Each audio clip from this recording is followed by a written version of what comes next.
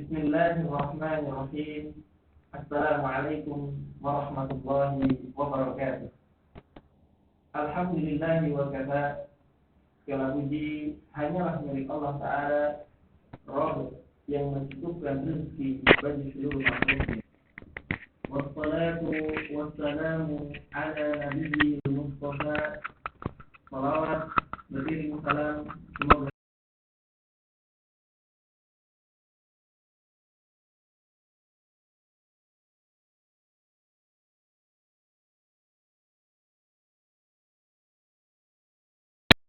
yang kita berharap kepada Allah Subhanahu wa Ta'ala.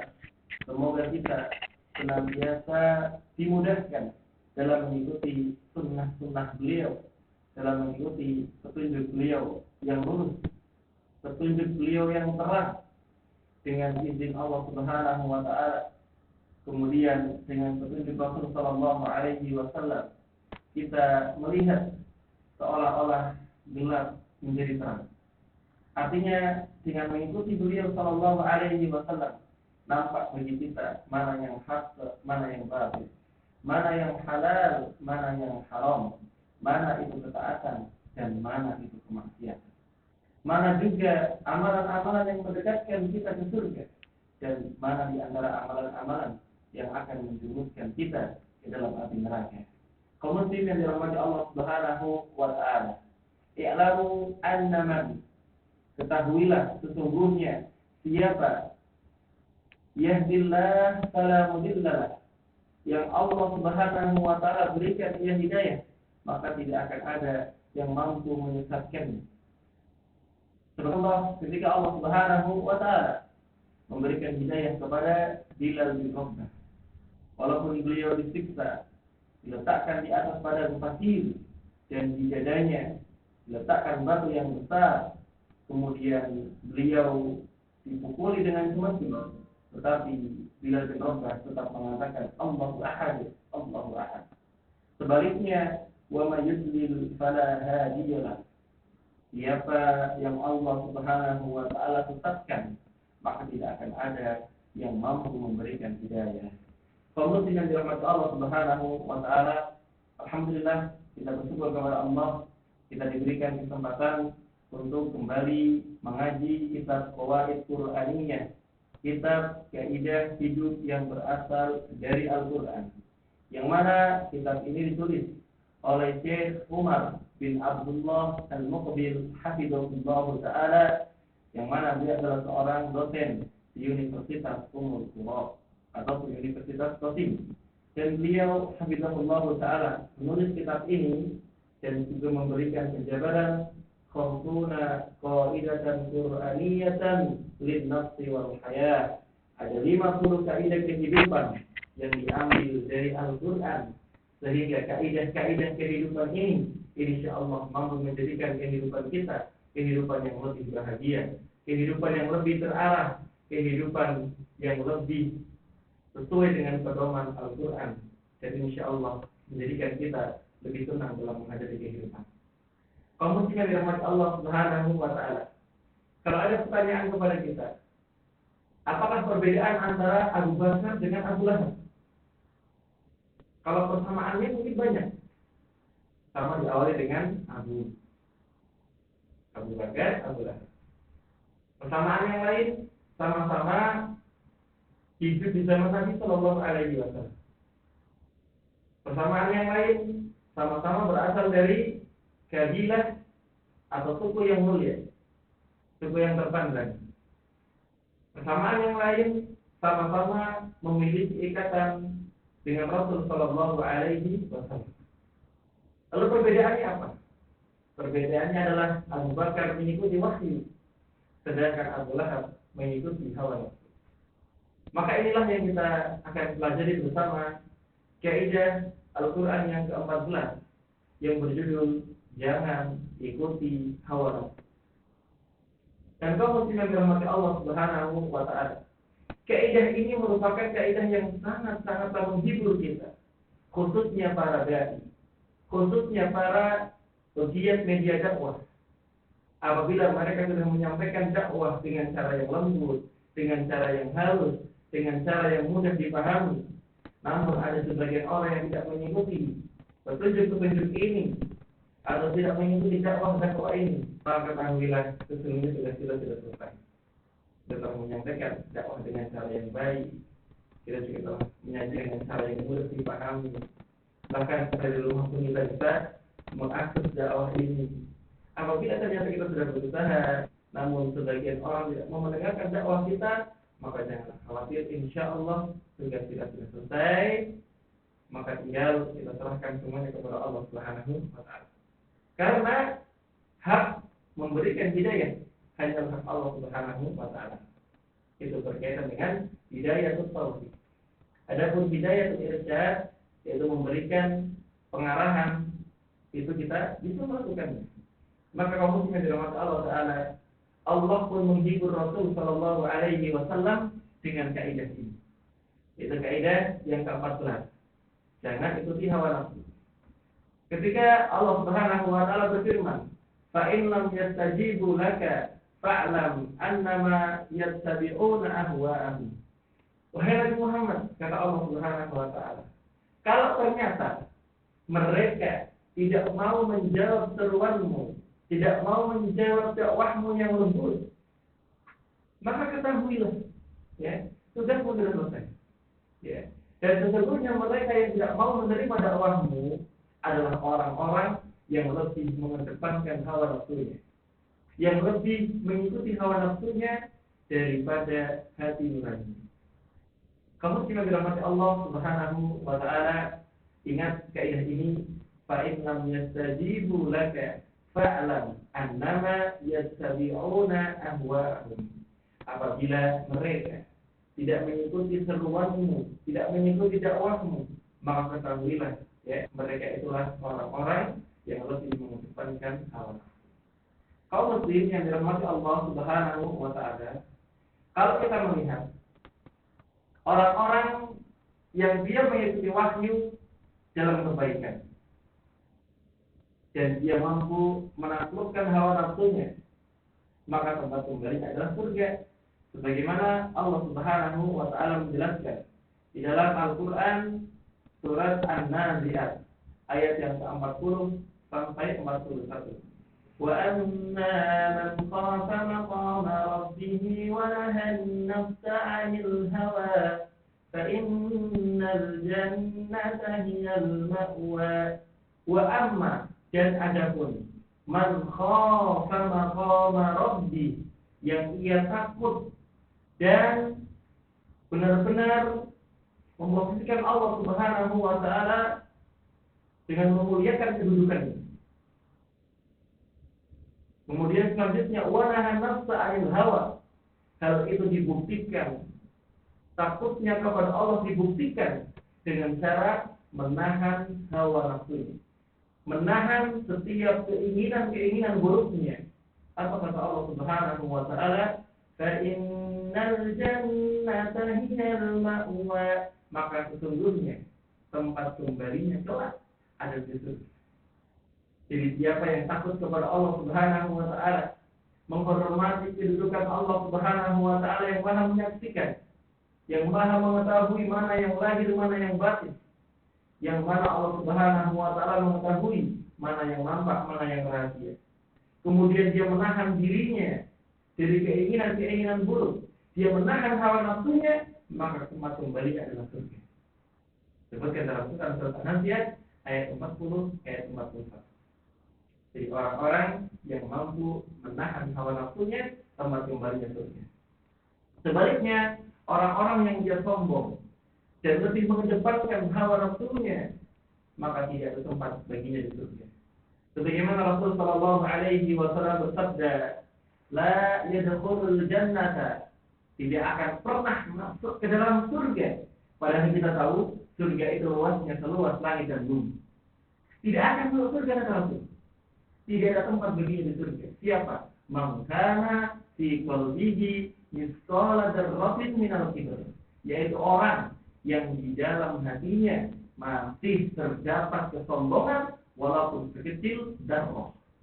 Itu sekecil, kalau kita mudah adalah biji sawi. Maka orang sahabat bertanya, ya Rasulullah, apakah orang yang dia ingin senantiasa memiliki pakaian yang bagus, ya, juga memiliki sendal yang bagus, apakah ini termasuk orang yang sombong? Kata Rasulullah Shallallahu Alaihi Wasallam, Innallaha jamilun yuhibbul jamal. Sesungguhnya Allah Subhanahu Wa Taala Maha Indah dan Allah Subhanahu Wa Taala mencintai keindahan. Artinya siapa yang punya pakaian bagus, siapa yang punya sendal bagus, selama hatinya tidak terdapat kesombongan, maka bukan sebuah kesombongan. Maka Rasulullah Shallallahu Alaihi Wasallam menjelaskan tentang hakikat kesombongan, al-izru batarul haqqa wa ghamdun nas. Yang namanya kesombongan, kata Rasulullah Shallallahu Alaihi Wasallam, adalah seorang yang menolak kebenaran karena hawa nafsunya. Dia sudah tahu itu dari Al-Quran, dia sudah tahu itu dari As-Sunnah, tetapi dia tinggalkan wahyu tersebut, dia malah mendahulukan hawa nafsunya. Itu namanya kesombongan. Wa ghamdun nas, dan dia merendahkan orang lain. Jadi kesombongan itu ada dua. Yang pertama adalah menolak kebenaran, yang kedua adalah merendahkan orang lain. Entah mungkin karena lebih miskin, atau mungkin karena lebih muda, atau mungkin karena lebih junior, dan sebagainya. Hadis ini diriwayatkan oleh Imam Muslim. Kaum muslim yang dirahmati Allah Subhanahu wa Ta'ala. Jadi dari awal sudah nampak dari apa yang akan kita sampaikan ini, orang-orang yang mengikuti wahyu dan menahan hawa nafsunya, insya Allah tempat kembali adalah surga. Sebaliknya, orang-orang yang lebih mengikuti hawa nafsunya dan dia melemparkan, dia mengenyahkan wahyu, maka tempat kembalinya adalah di neraka dan tidak boleh ia mendapatkan nikmatnya surga. Maka terserah diri kita, apakah kita akan mengikuti wahyu, apakah kita akan mengikuti hawa nafsu. Dan mari kita lihat bersama bagaimana kisah-kisah yang disebutkan, baik dari Al-Quran maupun dari kisah-kisah yang lain. Yang pertama adalah kisahnya Fir'aun. Kalau kita lihat, ya, Fir'aun ini bahkan untuknya Allah kirimkan dua nabi sekaligus, yaitu Nabi Musa dan Nabi Harun. Dan Nabi Musa alaihi salam dakwahnya luar biasa lembut, dakwahnya luar biasa mudah dimengerti. Allah Subhanahu wa Ta'ala berfirman, hal ataka hadits Musa, wahai Nabi Muhammad, apakah telah sampai kepadamu cerita tentang Nabi Musa? Inna dahu rabbuhu bil wadil muqaddasi tuwa. Ketika Allah Subhanahu wa Ta'ala menyerunya untuk mendatangi sebuah bukit yang bernama Al-Muqaddas Tuwa. Maka Allah Subhanahu wa Ta'ala ketika memanggil Nabi Musa, Allah Subhanahu wa Ta'ala memberikan wahyu, izhab ila fir'auna innahu tagha. Pergilah engkau wahai Musa kepada Fir'aun untuk mendakwahinya. Sesungguhnya Fir'aun telah berbuat kesombongan, telah melampaui batas. Faqul hal laka ila an tazakka. Katakanlah, apakah engkau mau, ya, mensucikan jiwa, wa ahdiyaka ila rabbika fatakhsha, atau engkau wahai Musa berusaha menyampaikan sebuah petunjuk agar Fir'aun mau mengikuti petunjuk tersebut, atau minimal takut kepada Allah Subhanahu wa Ta'ala. Fa'arahul ayatul kubra, maka Allah Subhanahu wa Ta'ala menampakkan tanda-tanda kebesarannya lewat Nabi Musa, ya, kepada Fir'aun dan orang-orang ketika itu. Jadi ketika itu Fir'aun mengumpulkan semua manusia dan memanggil semua penyihirnya, bahkan telah memberikan janji kepada para penyihirnya, siapa yang bisa mengalahkan Musa, maka dia akan mendapatkan tempat yang tinggi di sisi Fir'aun. Dia akan mendapatkan jabatan yang tinggi. Maka semua penyihir berkumpul, kemudian para penyihir ini melemparkan tali-talinya, dan di mata semua orang, termasuk di matanya Nabi Musa, tali-tali tersebut seolah berubah menjadi ular. Maka Allah Subhanahu wa Ta'ala mewahyukan kepada Nabi Musa untuk melemparkan tongkatnya, dan ternyata tongkat tersebut benar-benar berubah menjadi ular dan memakan semua tali-tali yang dilemparkan oleh para penyihirnya Fir'aun. Maka para penyihir Fir'aun ini tahu bahwasanya orang ini, yaitu Musa, bukanlah sembarang orang. Karena kalau semisal yang dilemparkan itu adalah kayu, dan itu adalah sihir, tentu di mata para penyihir tetap kayu. Tetapi ternyata tongkat tersebut benar-benar berubah menjadi ular, bahkan memakan tali-tali mereka. Karena kalau muslimin dirahmati Allah Ta'ala, orang yang pertama kali beriman di antaranya adalah para penyihirnya Fir'aun. Ya, mereka beriman kepada Tuhannya Musa. Coba bayangkan. Apakah Fir'aun sudah tahu bahwa Tuhan Musa ini benar? Pasti tahu. Lalu kenapa dia tidak mengikuti wahyu? Kenapa dia tidak mengikuti petunjuk? Jawabannya hanya satu. Karena Fir'aun lebih mendahulukan hawa nafsunya. Disebutkan dalam ayat yang selanjutnya, fakadzdzaba wa asa, maka Fir'aun itu mendustakan Nabi Musa, mengenyahkan bukti-bukti yang telah nyata. Bahkan bukan hanya mendustakan, dia malah berbuat maksiat. Tsumma adbara yas'a, kemudian Fir'aun ini berpaling, ya. Bahkan dia itu menyeru banyak orang, fahasyara fanada, jadi dia mengatakan, mengumumkan, ana rabbukumul a'la, aku ini Tuhan. Coba bayangkan, sudah enggak mau beriman, mendustakan Nabi Musa, berbuat kesombongan, bahkan mengatakan dirinya Tuhan. Berapa banyak dosa yang ia lakukan? Di antaranya karena ia lebih mengikuti hawa nafsunya. Maka muslimin, coba kita praktekkan dalam kehidupan kita sehari-hari. Orang yang mendengar azan ini banyak. Hayya 'alas shalah. Sebagian di antara mereka menjawab dengan pergi ke masjid ataupun musala. Namun sebagian yang lain dia tetap santai dengan urusan dunia ini. Sebagian mereka tidak mengerjakan sholat. Kenapa? Apakah mereka tidak tahu kalau panggilan azan untuk memanggil sholat? Tentu mereka tahu. Kenapa mereka tidak mau datang? Di antaranya adalah karena mereka lebih mendahulukan hawa nafsunya. Coba kita melihat, ya, satu hal yang lebih remeh, ya. Mohon maaf yang disebutkan di dalam bungkus rokok tersebut disebutkan merokok membunuhmu, merokok menyebabkan penyakit sekian. Pertanyaan, apakah para perokok tahu? Tahu. Tetapi kenapa masih merokok? Di antaranya adalah karena mereka lebih mendahulukan keinginan mereka daripada mendahulukan hati nurani mereka. Maka kaum muslimin dirahmati Allah Subhanahu wa Ta'ala, mari kita renungkan diri kita. Tatkala datang qala Allah, perintah Allah, atau ketika datang qala Rasul sallallahu alaihi wasallam, hadisnya Rasul sallallahu alaihi wasallam yang itu jelas-jelas sahih. Bagaimana sikap kita? Apakah kita mengatakan sami'na wa ata'na, kami mendengar dan kami taat? Atau seperti orang-orang Yahudi yang mengatakan sami'na wa ata'na, kami mendengar dan kami orang yang pertama kali bermaksiat. Ayo kita ngomong pada diri kita. Bagaimana sikap kita tatkala kita mengetahui kebenaran? Lebih-lebih tatkala kebenaran itu datang menguji kita dengan apa yang telah kita ketahui selama ini, bahwasanya ini ternyata salah. Bagaimana? Apa kita lebih bisa mendahulukan wahyu atau kita lebih mendahulukan nafsu?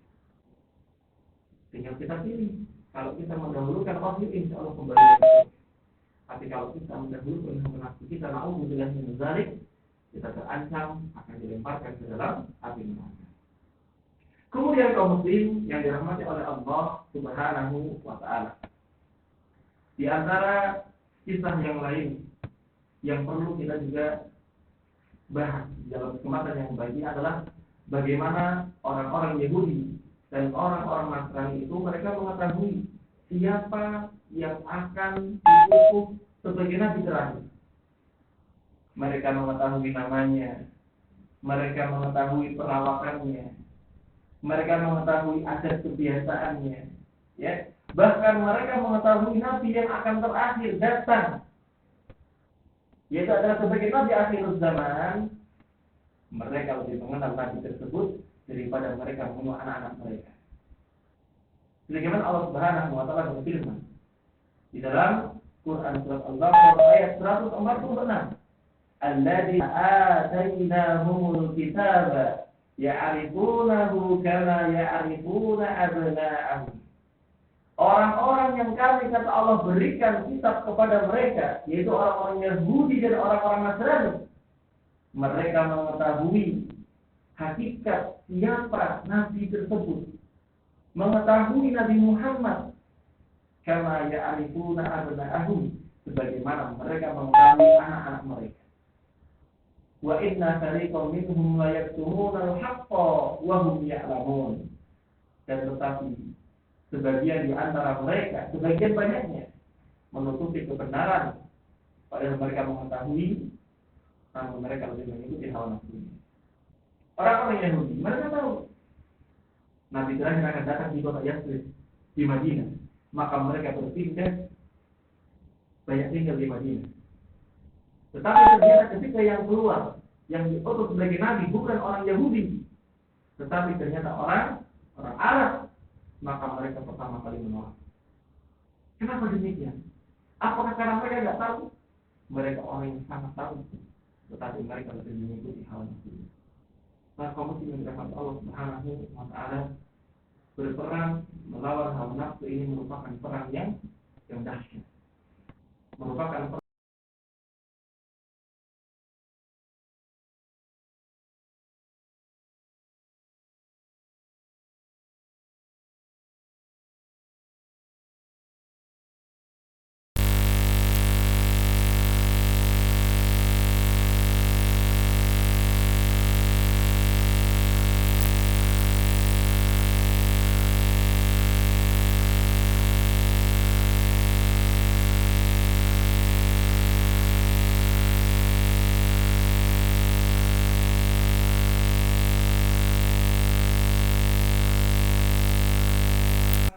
kepada Muhammad.